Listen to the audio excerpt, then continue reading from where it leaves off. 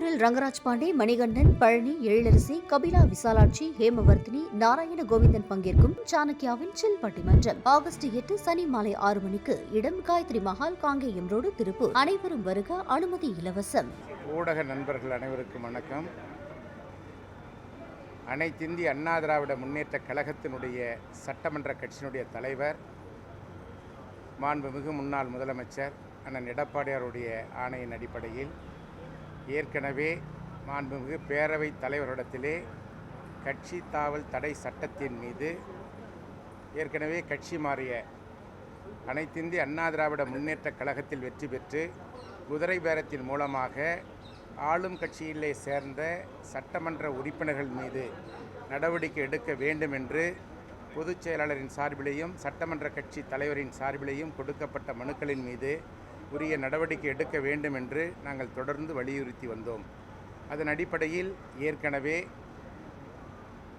7ஆம் தேதி, 17ஆம் தேதி, 21ஆம் தேதி ஆகிய தேதிகளில் மாண்புமிகு பேரவைத் தலைவர் அவர்களுக்கு அனைத்திந்திய அண்ணா திராவிட முன்னேற்ற கழகத்தினுடைய சட்டமன்ற கட்சி தலைவர் மாண்புமிகு அண்ணன் எடப்பாடியார் அவர்களால் கொடுக்கப்பட்ட கடிதத்தின் அடிப்படையில் உரிய நடவடிக்கை இதுவரை எடுக்காததை கண்டித்து மீண்டும் நாங்கள் பேரவைத் தலைவர்களை இன்றைக்கு சந்தித்து நாங்கள் ஏற்கனவே கொடுத்த கடிதத்தின் அடிப்படையில் தேவையான விளக்கங்களை கேட்டிருந்தோம். அதன் அடிப்படையில் உரிய விளக்கங்களை எங்களுக்கு தரவில்லை.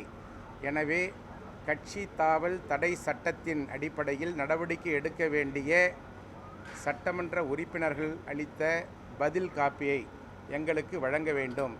அவர்கள் என்ன சொன்னார்கள் என்று எங்களுக்கு தெரிந்தால்தான் அதற்கு உரிய பதிலை நாங்கள் மீண்டும் பேரவைத் தலைவர்களிடத்திலே தெரிவிக்க முடியும் என்ற கருத்தின் அடிப்படையில் இன்றைய தினம் மீண்டும் பேரவைத் தலைவர்களை சந்தித்து ஏற்கனவே கட்சி தாவல் சட்டத்தின் அடிப்படையில் நடவடிக்கை எடுக்க வேண்டும் என்று கோரப்பட்ட உறுப்பினர்களால் வழங்கப்பட்ட பதில் மனுவினுடைய நகலை வேண்டும் என்று கேட்டிருக்கிறோம்.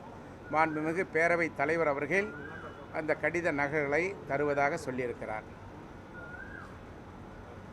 வரும் அந்த 30ஆம் தேதி அதிமுக சட்டமன்ற குழு தலைவர் எடப்பாடி பழனிசாமி அந்த விசாரணையில் ஆஜராகன்னு சொல்லிட்டு பேரவைத் தலைவர் சார்பில் கடிதம் அனுப்பியிருக்காங்க. அன்றைக்கி அவர் வருவாரா சார்? நாங்கள் கேட்ட விவரங்களை மாண்புமிகு பேரவைத் தலைவர் அவர்கள் தருவதாக சொல்லியிருக்கிறார். அவர்கள் தந்த பிறகு அதன் மீது மாண்புமிகு பொதுச் செயலாளர் அவர்கள், கட்சியினுடைய தலைவர் அவர்கள் உரிய முடிவினை எடுப்பார்கள்.